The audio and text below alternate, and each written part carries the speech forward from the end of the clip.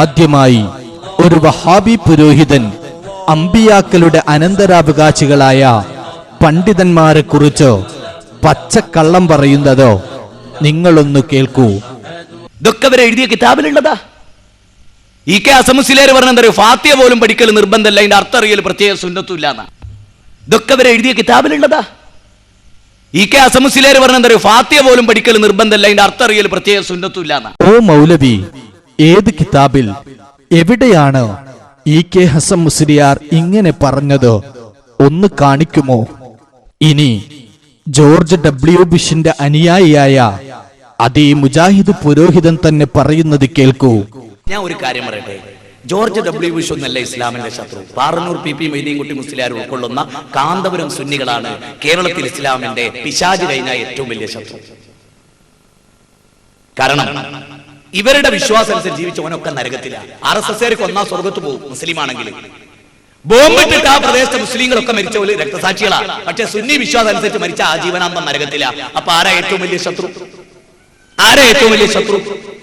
മൗലവി, അലകടൽ പോലെ ആർത്തിരമ്പുന്ന സുന്നി ജനലക്ഷങ്ങളും കാന്തപുരം അടക്കമുള്ള നിരവധി പണ്ഡിതന്മാരും നരകത്തിലാണെന്ന് പറഞ്ഞ താങ്കൾ ഏതു സ്വർഗത്തിലേക്കാണ് പോകുന്നത്? ഒന്ന് പറയാമോ? ഇനി ഇതാ സ്വർഗത്തിലേക്ക് ജനങ്ങളെ കൊണ്ടുപോകാനായി ആർത്തിയോടെ കടന്നു വരുന്ന ഒരു മുജാഹിദ് പുരോഹിതനെ കാണൂ.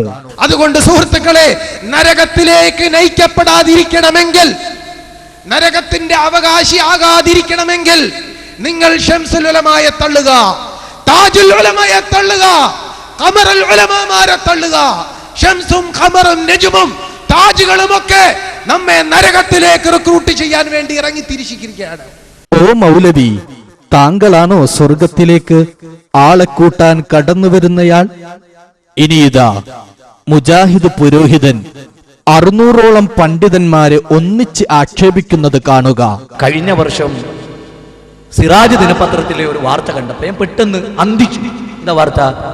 വാർത്ത പന്തിക്കാനുള്ള വാർത്തയൊന്നല്ല, ചെറിയൊരു 648 സക്കാഫിമാർ ബിരുദം നേടി പുറത്തു വന്നു. അന്ന് എനിക്കൊരു പ്രസംഗം ഉണ്ടായിരുന്നു. അതുകൊണ്ട് ഞാൻ പറഞ്ഞു 648 ഇബ്ലീസുകളെ കെട്ടയച്ചു വിട്ടിട്ടുണ്ട്, ശ്രദ്ധിക്കണം. മൗലവി, താങ്കൾ അന്തിച്ചു പോകും. കാരണം ഇതുപോലെ വർഷം തോറും ആയിരക്കണക്കിന് പണ്ഡിതന്മാർ രംഗത്തിറങ്ങിയാൽ താങ്കളെ പോലെയുള്ളവരുടെ പൊട്ടത്തരങ്ങൾ പിടികൂടുകയില്ലേ? മറ്റൊരു പുരോഹിതൻ മുസ്ലിയാക്കന്മാരെ ഒന്നടങ്കം ആക്ഷേപിക്കുന്നത് കാണൂ. മോലിയന്മാർക്ക് കാര്യം കിട്ടുന്നതൊക്കെ ആചാരം. അപ്പോ എന്താണ്? കച്ചവടക്കാർ പാടില്ലേ, മറ്റൊരു പാടില്ലേ, മറ്റൊരു പാടില്ലേ, പിന്നെന്താ വേണ്ടി? അസീനത്ത് വേണേ, നമ്മളെ പോക്കറ്റ്, മറ്റേത് വേണേ, നമ്മളെ പോക്കറ്റ്. മുസ്ലിയാക്കന്മാർക്ക് കാര്യം കിട്ടുന്നതൊക്കെ ആചാരം, കച്ചവടക്കാർക്ക് കാര്യം കിട്ടുന്നതൊക്കെ അനാചാരം. സ്ത്രീകൾ പലപ്പോഴും ക്ലാസ് അല്ലേ എന്ന് വിചാരിച്ചിട്ട് പൈസ കൊണ്ടുവരില്ല. ഒന്നുകൊണ്ടും ബേജാറാണ്ട. കയ്യിന്റെ 2 വിരലിലുള്ള മോതിരം, കൈത്തണ്ടയിലുള്ള വള, കഴുത്തിലുള്ള മാല, അരയിൽ തൂക്കിയ അരഞ്ഞാണം, ഇതൊക്കെ ആഭരണമാണ്, ഇതൊക്കെ സ്വർണമാണ്, ഇതൊക്കെ പുണ്യമുള്ള കാര്യമാണ്. അതുകൊണ്ട് അത് അഴിച്ചിട്ട് അവിടെ ബക്കറ്റ് ഉണ്ടേ അവിടെ ഇടുക. മോലിയന്മാർക്ക് കാര്യം കിട്ടുന്നതൊക്കെ ആചാരം. വലിയ സംഖ്യ തരാൻ ഉദ്ദേശിക്കുന്നവർ ഞാനുമായി ബന്ധപ്പെട്ട് നമ്പർ വാങ്ങി അഡ്രസ് വാങ്ങി അത് അയച്ചു തരിക.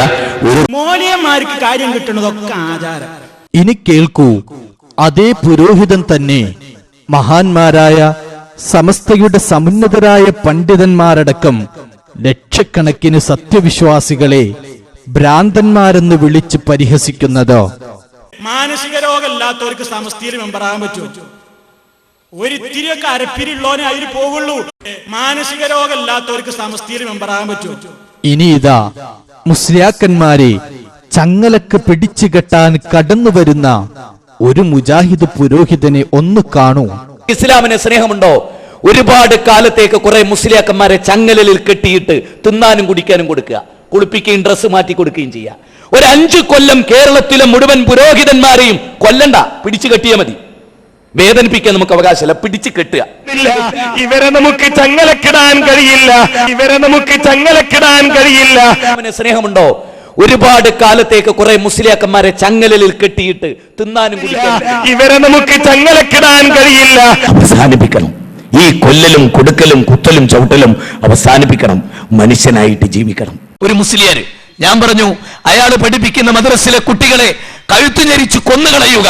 ഈ കൊല്ലലും കൊടുക്കലും കുത്തലും ചവിട്ടലും അവസാനിപ്പിക്കണം.